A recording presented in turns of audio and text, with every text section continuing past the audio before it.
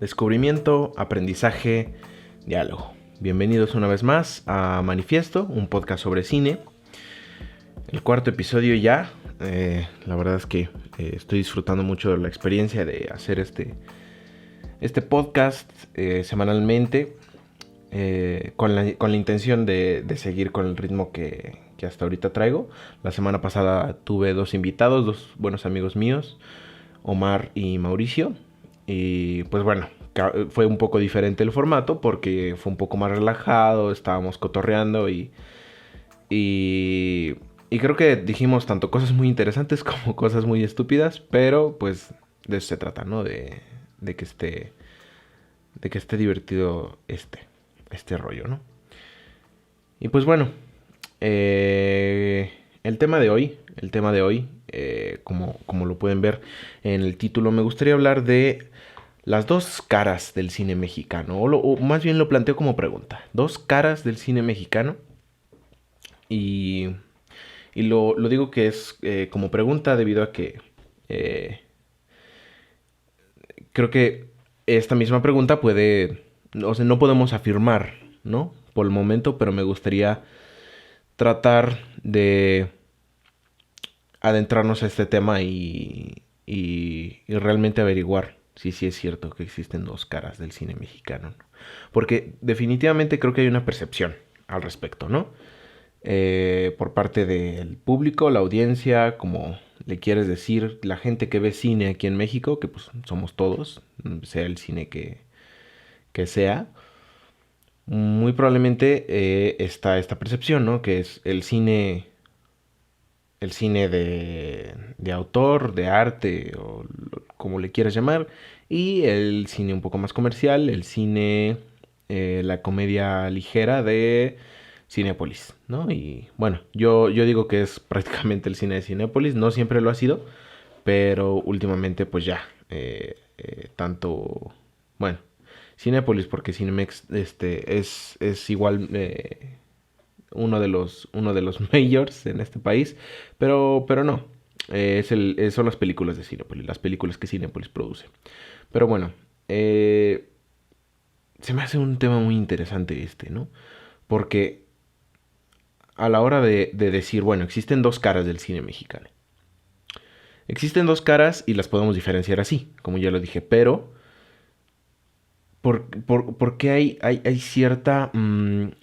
depende del público, depende del grupo, hay como una preferencia de uno al otro, ¿no?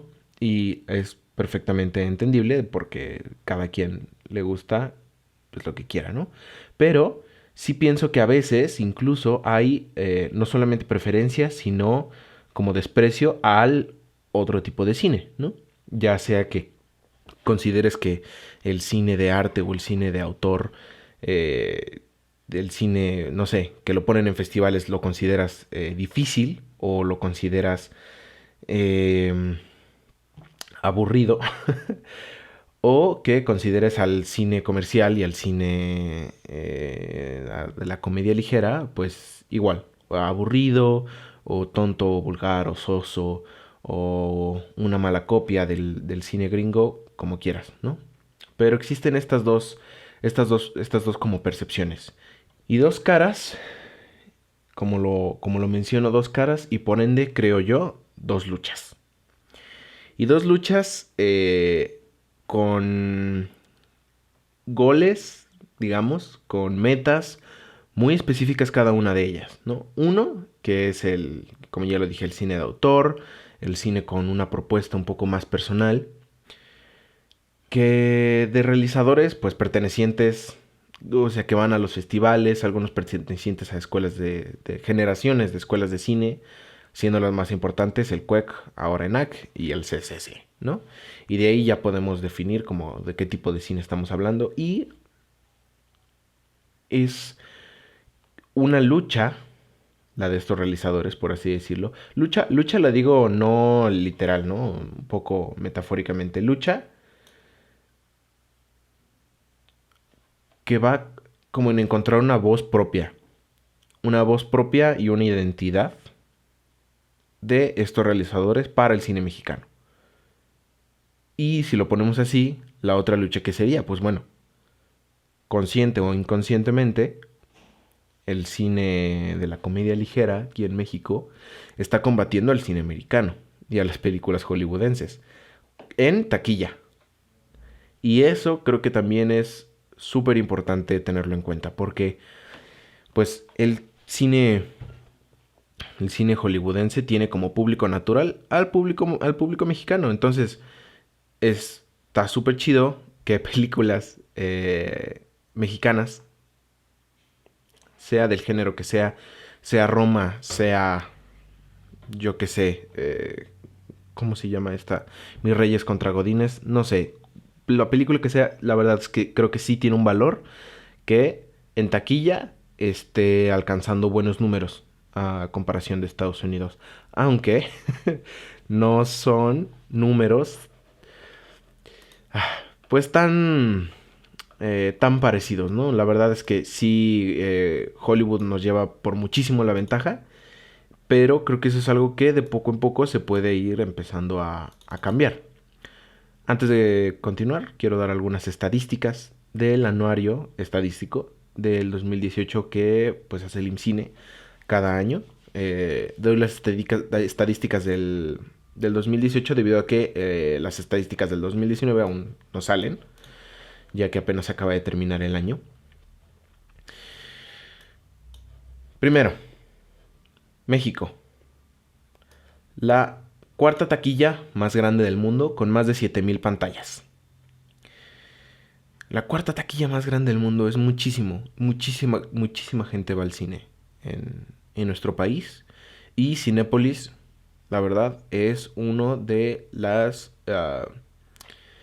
exhibidores más grandes del mundo. No sé en qué puesto esté Cinépolis, pero lo es.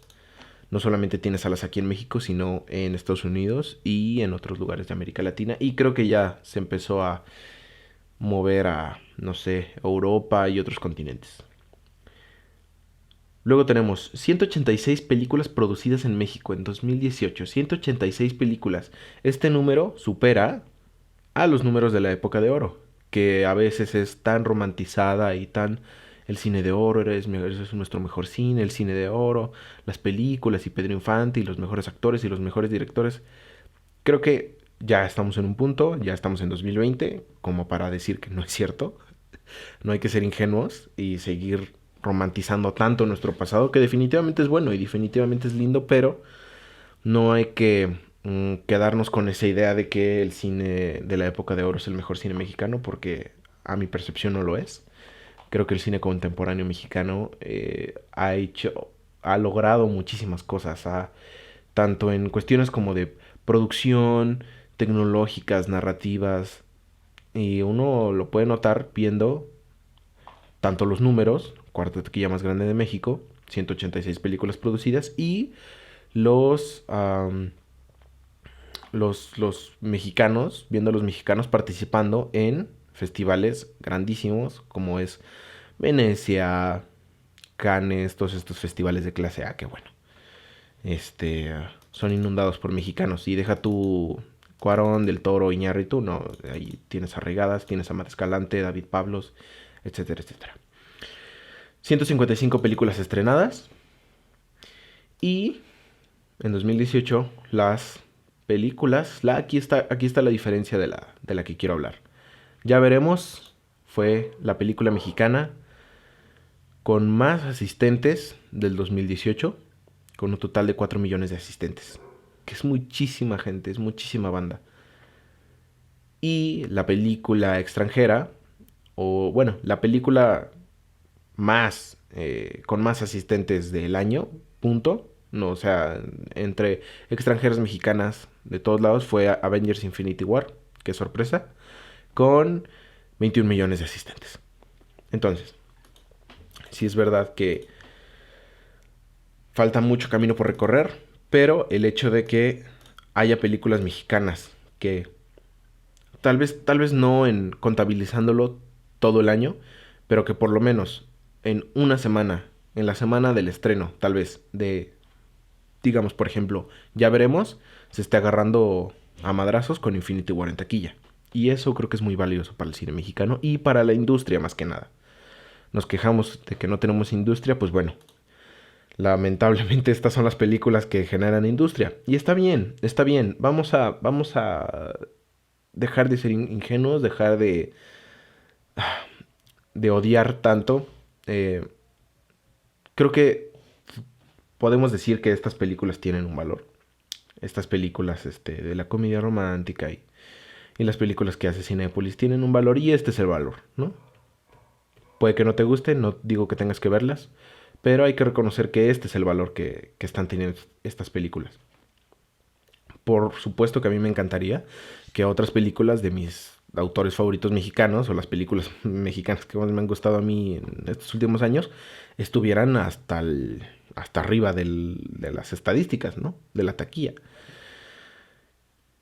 Pero bueno, como lo digo, son estas dos luchas, consciente o inconscientemente, esta parte del cine mexicano, creo que es importante reconocerla y sale, bueno, me quería hablar de esto debido a la reciente conversación sobre la película Cindy la Regia, que ahorita voy a hablar un poquito más. No he visto la película, no vamos a hablar de la película en sí, pero como un poquito alrededor de por qué generó tanta conversación últimamente.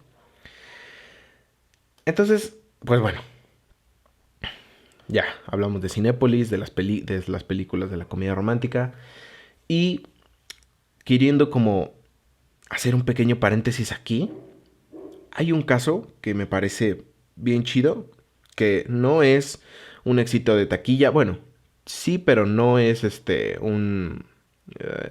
tan grandes sus números como los de Ya Veremos o Infinity War. Pero Chicuarotes, la película de Gael García, ¿qué pasó con Chicuarotes? Chicuarotes fue vendida a Cinépolis Distribución. ¿Para qué? Para que se distribuyera, o sea, para tener el contrato de distribución antes de que la película siquiera se estrenara, ¿no? Entonces, se estrena la película en Cannes, no queda seleccionada en Cannes, queda como en una pequeña selección de Cannes que está fuera de competición.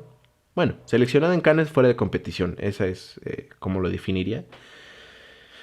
¿Y qué sucede? Pues que empieza a tener como críticas variadas, ¿no? Unas buenas, unas malas. Cinépolis se asusta porque pues no puede perder dinero. ¿Y qué pasa? Le invierte dinero a la publicidad de Chicuarotes. No sé si a ustedes les pasó que cada que abrían Instagram, cada que abrían YouTube, Facebook, lo que sea, cualquier aplicación o cualquier red social que ustedes utilizaban, les salía un anuncio de Chicuarotes. Entonces ahí veían el Chicuarotes, Gael García y este actor muy chavo que creo que es muy bueno, Benny, no recuerdo su apellido, pero me acuerdo que salía en la secu. Me acuerdo que salía en la secu y pues bueno, por eso creo que lo reconozco tanto. Digo, no es que viera la secu tan... No es que viera la secu, pero era como un programa que, que o sea, estaba en todos lados en su momento. Pero bueno, Chicuarotes, entonces, ¿qué pasó? Cinépolis le empieza a meter dinero, a Chicuarotes le mete dinero a la publicidad. ¿Y qué pasa? Eh, Salió bastante bien en taquilla. O sea, digo, no fue un éxito de taquilla, pero sí lo fue. ¿Por qué? Pues porque Cinépolis no perdió ningún dinero y mucha gente fue a verla. Y se hicieron incluso estrenos y proyecciones de la película en comunidades pequeñas. Incluso en Xochimilco hay una pequeña comunidad que no recuerdo cuál es su nombre. eh, Donde a sus habitantes el gentilicio es Chicuarotes, ¿no? Y ahí llevaron la película y fue Gael García y fueron los actores y todo el mundo. Y vieron la película, incluso que creo que vieron la película ahí en chalupas y chalupas. No son chalupas, ¿verdad? Bueno, el punto es que se estrenó la película en Xochimilco, se estrenó la película en muchas otras comunidades, le metieron publicidad. ¿Y qué pasó? La gente fue a ver la película y eso está súper chido porque creo que demuestra que sí se puede. Y que Cinépolis, Cinemex, las majors del país, pueden convertirse en pequeños mecenas y sobre todo creadores de públicos. Y ese es un problema que tenemos en México, que tenemos que abordar, ¿no? Bueno, no un problema, sino una solución. La creación de públicos. Lo van a escuchar probablemente en muchos lados, y ya lo han escuchado en muchos lados, si en... Si hablan con alguien sobre distribución, exhibición, lo que sea, la creación de públicos es algo importante y es una solución que podemos implementar, que se puede implementar para que se vea más cine. Más cine del que queremos que se vea, ¿no? Tal vez no, bueno, no estoy hablando aquí de Mis Reyes contra Godines, estoy hablando, no sé, por ejemplo, de Sueño en otro idioma. Que ahorita voy a retomar porque también es un caso interesante. El punto es que estas dos compañías, majors, lo que sea, Cinépolis y Cinemex, creo que tienen la posibilidad de hacer esto. Tal vez no con todas las películas, pero creo que Chicuarote es un buen ejemplo de que sí se puede. Y de que no, o sea, si tú pones una película mexicana de autor con una propuesta eh, tal vez más personal o de crítica social o, o más considerada para el público y entre comillas de arte,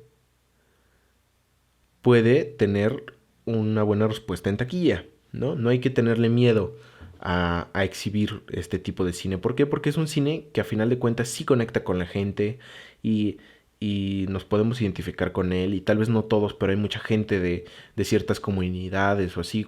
La vez que yo lo vi, la persona con la que yo estaba me decía, me hizo recordar a los amigos de mi mamá que sufrieron esto, que sufrieron el otro, ¿no? Y tal vez Chicuarotes no sea la mejor película, lo que sea, pero yo o sea, estoy consciente y les puedo asegurar de que hubo gente a la que le llegó mucho. Y eso está muy chido, ¿no? Que la gente se pueda conectar con el cine. Y muchas veces, bueno, muchas veces, la mayoría de las veces, creo que el cine más comercial aquí en México no logra eso porque son personajes pues mal hechos, son personajes como de clase alta, mexicana, ¿no? Y que no son... O sea, en México tenemos millones de pobres y la clase alta es muy pequeña en México, ¿no? La segregación social y todo eso. Pero bueno, eh, ¿por qué estas películas no están conectando con la audiencia? Pues por esto mismo, ¿no? Entonces, bueno, creación de públicos sí se puede lograr y los espacios alternativos en México son creadores de públicos y ya están empezando a haber muchísimos.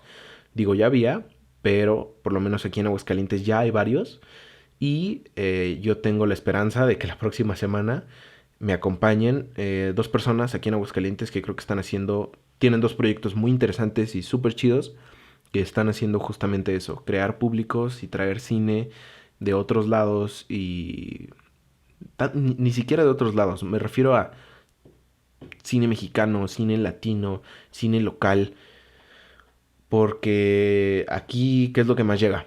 Cine hollywoodense, cine mexicano, comedia ligera y una vez al año, toma, la muestra de cine francés, ¿no? Que digo, está chido ver cine internacional, hablamos de la semana pasada, pero digo, tal vez sí somos muy malinchistas y nos encanta el cine, bueno, decir que vemos cine gringo y cine europeo y cine francés, pero bueno. Entonces, dos casos de estas dos caras. Bueno, no dos casos, un caso que, como comenté antes, me gustaría comentar, es Cindy la Regia, que es muy gracioso para mí porque en cuanto supe que existía la película y el título era Cindy la Regia, no, automáticamente mi cabeza dijo, no, otra de estas películas, un asco, lo que sea. Y luego, ¿qué pasó? Que empezó a generar como conversación debido a dos cosas. Porque había gente que decía que era buena, que entre todas las películas de comedia ligera y así destacaba porque era muy buena. No la he visto, por cierto. Y no tengo muchas ganas de verla. Tal vez ya un poquito más después de estos datos que voy a mencionar. Y también porque empezó a tener muchas pantallas en esta temporada de premios, ¿no? En esta temporada que hoy son los Óscares, hoy es domingo, hoy es que estoy grabando el podcast, es domingo, mañana va a salir el podcast el lunes, entonces ustedes lo están escuchando el lunes y por lo tanto la noche anterior pues fueron los Óscares y ustedes ya saben quiénes son los premiados. Y pues bueno, por eso no voy a mencionar nada sobre los Óscares en este podcast. Pero bueno, empezó a tener muchas pantallas a comparación de otras películas nominadas, ¿no? La que quieran, ¿no? 1917 o Parasite o lo que sea.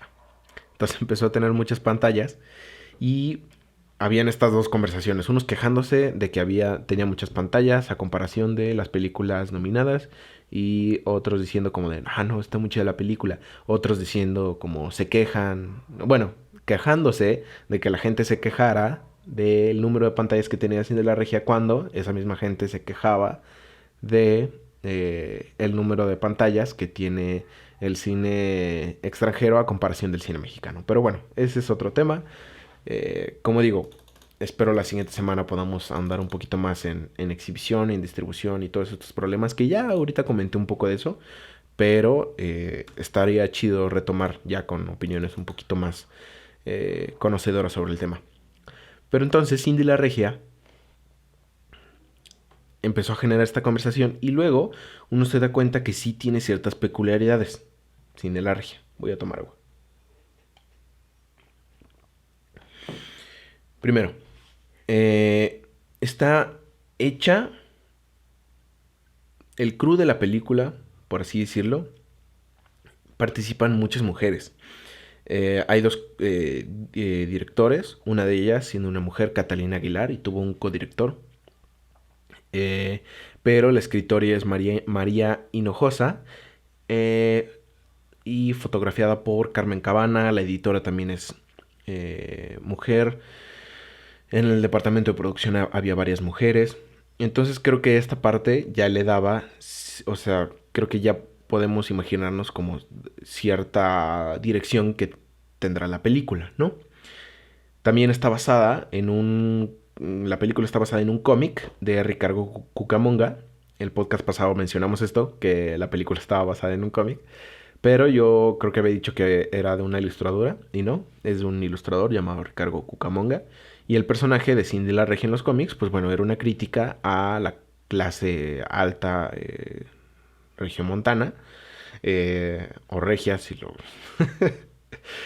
lo queremos decir así. Pero creo yo, por lo que he escuchado, la película se le da una vuelta un poquito diferente, ¿no? Eh, tomé una cita que dijo la directora Catalina Aguilar, en donde dice, mi esperanza es que se vea como una película que está diciendo algo radical para un largometraje de este tipo, con esta aspiración comercial. No hay una sola manera de ser mujer, y lo que te han dicho que tienes que ser no es necesariamente así. No es la gente con la que te tienes que casar o enamorar o ejercer tu libertad sexual. Entonces, esta cita creo que nos explica un poquito más, ¿no? Sí, por supuesto es una película con una aspiración comercial, como dice, es una película que está hecha para que se ponga muchas veces en Cinépolis o en Cinemex y que atraiga una gran cantidad de público y es una comedia ligera y el personaje de Cindy la Regia es una fresita y que le pasan cosas chistosas porque se va a la Ciudad de México. Eh, pero tiene este pequeño twist de que la película sí intenta, desde su realización, desde su concepción, contar algo interesante y decir algo interesante y algo importante hoy en nuestros días, ¿no?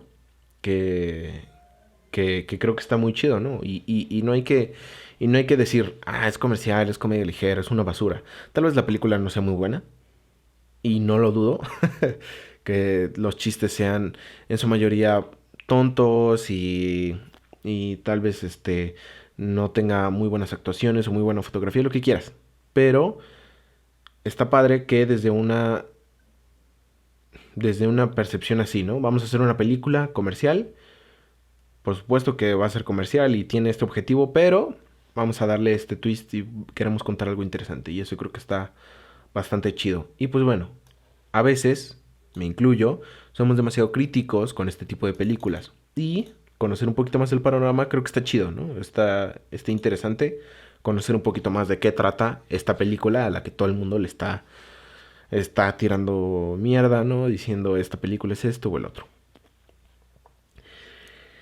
Y esta es una cara, ¿no? Del cine y este es un caso interesante que les digo, no he visto y no creo verla. Pero bueno, me parece interesante comentarlo. Últimamente estamos hablando mucho sobre industria en este podcast. Está padre, me interesa mucho, me interesa mucho. Bueno, no sé si de lo que estoy hablando es industria como tal, pero bueno, mm, creo que me di a entender lo que quería decir. Hay películas que no conocemos mucho, películas documentales o vemos muy poco cine documental a veces y creo que hay películas documentales que son maravillosas y dicen algo muy interesante. Está, por ejemplo, dos documentales que me gustaría mencionar ahorita. Uno de ellos siendo Intimidades de Shakespeare y Víctor Hugo, de Julen Olaizola. Es un documental padrísimo, lo pueden ver en YouTube. Está en el canal del CCC, del Centro de Capacitación Cinematográfica. Y M, de Eva Villaseñor, que estuvo a punto de ganar el Ariel a mejor corto documental, aunque durará 50 minutos. Pero estos dos documentales son súper íntimos y creo que desafían un poco luego la visión que tenemos de un gran documental o muy buen cine. No sé, les recomiendo mucho que lo vean, que los vean. Pero bueno, a veces películas como estas, como documentales o películas que involucran indígenas, ya sean hechas por indígenas, ya hay ciertas comunidades indígenas en México que con ciertos apoyos o independientemente han empezado a hacer su cine y es algo súper interesante que está sucediendo en México. Pero por ejemplo, quiero hablar del caso de El ombligo de Guedani, del director Javi Sala. Quienes no la conozcan, también es una película que generó cierta conversación, no tan grande. Voy a dar una pequeña sinopsis. Guedani, una niña zapoteca y su madre trabajan con una familia acomodada de la Ciudad de México. La pequeña no se adapta al estilo de vida que se le es impuesto. Es descrita, incluso si tú ves el tráiler, así viene como un texto, ¿no? Un intertexto en donde se describe la película como el opuesto de la domesticada nana buena que irreprochablemente cubre con su destino social en Roma. Podemos asociar el ombligo de Guedani con Roma y con La Camarista, ¿no? Estas películas recientes en donde, pues bueno, como personaje y incluso quien las interpreta es una mujer de rasgos indígenas que tiene bueno, su trabajo o su oficio, ¿no? Es, pues bueno, unas son amas de casa, y creo que la camarista trabaja en un hotel. Y es un perfil de personaje que, bueno, creo que se trata de diferente manera, obviamente, en todas las películas, pero eh, creo que está bien que es un personaje o sea, creo que no es tan común que veamos películas con este tipo de personajes como protagonistas y está súper chido que si las haya ahora. Y bueno, este tipo de películas como El ombligo de Guedani es muy diferente, ¿no? Por ejemplo, a lo que hablábamos sobre Cindy la Regia. Una película comercial va a tender a tener personajes con perfiles como los de Cindy, ¿no? Que es de clase alta, es fresita, y mucho menos a personajes como Guedani, que en el contexto actual de México y con la segregación social, racial que se tiene, está súper chido que existan personajes como Guedani y creo que los deberíamos ver más seguidos, ¿no? En donde Fernanda Solórzano una, bueno, es una escritora de cine y sobre cine más bien, y en un pequeño texto ella la describía a estos personajes, ¿no? Como el de la camarista y Guedani, como no maleducadas, sino autónomas. Y creo que eso está súper chido, que empiecen a existir personajes con este tipo de perfiles en México. Y eso nos lleva un poco a hablar sobre Roma, ¿no? Que es todo un caso, tanto de exhibición como generó muchas opiniones diferentes. Pero hablo de Roma, ¿por qué? Pues porque Roma, como digo, creo que es un caso completamente diferente y muy interesante, ya que en su exhibición es una película que todo el mundo vio. Todo el mundo vio México, unos la odiaron, otros la amaron, pero todo el mundo vio México. Entonces, Roma es un caso de un éxito comercial, también obviamente porque, uno, es de Cuarón, que ya es conocido en todo México y es apoyado por estudios gringos y shalala. Y es de Netflix la película, ¿no? También la forma en la que fue hecha la película, fue una producción muy grande, el hecho de que Cinépolis y Cinemex se pelearan por la película, que no se terminara estrenando en ninguna de las majors y tuviera como boom, los espacios alternativos en donde la gente iba a ver Roma. Eso estuvo súper chido y pues fue, como lo digo, todo un caso. Entonces, ese es un caso extremo. Pero hay otros ejemplos como el de La Camarista, ¿no? Ganadora del Ariel como mejor ópera prima del 2019 y la comparo, por ejemplo, con Sueño en otro idioma. Y estas películas me gustan mucho, mucho bueno, estos casos más bien, me gustan mucho porque son un ejemplo perfecto de que el éxito comercial poco a poco es posible. Mucha gente vio Sueño en otro idioma, incluso estuvo poco tiempo en Cinemex y la quitaron y luego la gente quería más, quería que tuviera más salas y más fechas y se puso más tiempo en Cinemex y eso está súper chido, que una película con una propuesta interesante tenga la posibilidad de tener un éxito comercial y que la gente vaya a verla. Y si podemos hablar como al principio lo hacíamos de estas dos caras, pues bueno, sí, hay dos caras. Ninguna de las dos, como ahorita para concluir, creo que ninguna de las dos es mejor que la otra. Creo que tienen propósitos completamente diferentes y ambos valiosos en su propia forma, pero creo que los ejemplos más chidos son películas de autor con una propuesta interesante que buscan una reflexión, que buscan llegar y conectarnos, ¿no? Con los personajes y que al mismo tiempo tengan un éxito comercial y que la gente pueda ir a verlas y pasen un buen rato. No es mexicana, pero por eso creo que Parasite es un éxito rotundo, ¿no? Porque es una película coreana. Es una película coreana completamente extranjera para el público mexicano. Bastante accesible. Al verla es muy accesible verla. Es cómodo, te la pasas bien. Y tiene un discurso muy interesante la película.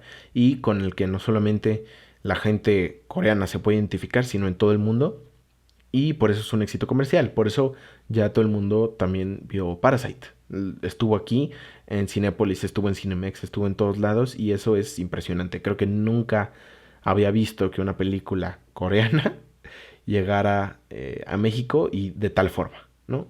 Está padrísimo ese caso. Y otros casos, eh, no sé, supongo que con Roma pasó lo mismo fuera del país, pero bueno, estos casos que yo menciono, como un ejemplo, Sueño en otro idioma, padrísimo, padrísimo que exista y que se sigan las películas de autor, que sigan teniendo espacios y como dije, es posible. Cinépolis lo logró con Chicuarotes y estaría bien padre que lo siguieran intentando, ¿no? Siguieran confiando y creyendo en estas películas y en estos realizadores y creo que nos podríamos quedar con un muy buen sabor de boca.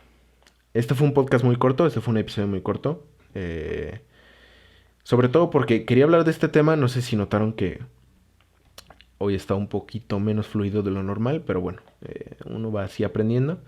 Y quería hablar de este tema como, por así decirlo, dar una pequeña introducción a lo que viene siendo el tema de la siguiente semana, que yo espero poder grabar a tiempo, para que salga el podcast a tiempo con estas dos personas que les digo que forman parte de aquí de la comunidad de cine de Aguascalientes y tienen proyectos muy interesantes sobre exhibición.